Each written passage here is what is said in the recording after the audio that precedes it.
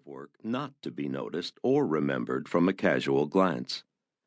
If there was anything that stood out about him, it was his heightened state of alertness, evidenced by the way his dark eyes seemed to record everything they saw, and the calm confidence he exuded when dealing with clients and their issues.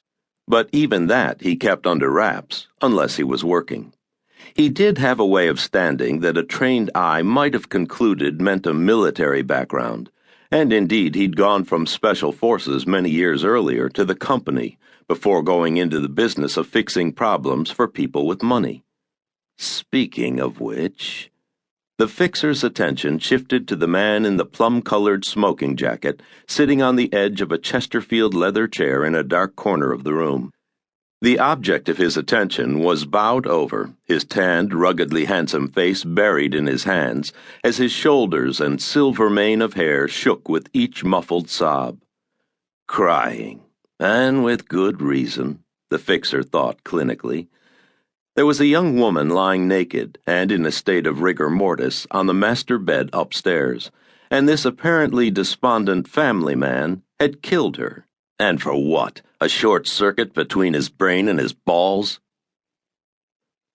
The fixer shook his head. It never ceased to amaze him how people with as much station, power, and money as the man in the corner could be so good at throwing it all away for some ass, or more power, more recognition, or a few more bucks they didn't need. Like heroin junkies, they were addicts.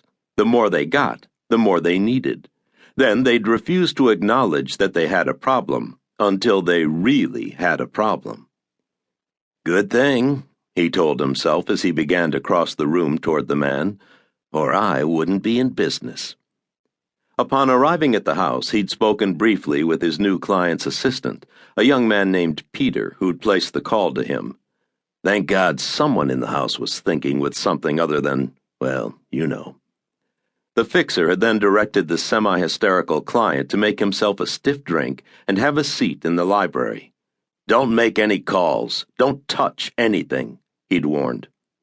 After that, he'd gone upstairs with the members of his team and Peter to view the problem. She was lying on her back, her head and waves of auburn hair hanging over the edge of the four-poster bed. Her pale blue eyes were wide open, and upon closer inspection revealed subconjunctival hemorrhaging, which occurs when tiny blood vessels break just underneath the clear surface of the eye, a common feature of death by strangulation. As if the bruises around her neck weren't proof enough of what happened here, he thought as he knelt beside the bed. Despite the waxy pallor of her skin and the bluish tint to her lips, he could tell that she'd been a real beauty. But all she is now is a liability. He stood and left the room to make his way back down the stairs to the library, leaving his men to begin their work. He'd put on gloves before entering the house, as had all of his men. Their job was to remove evidence, not add to it. However, the tuxedo wasn't his normal business attire.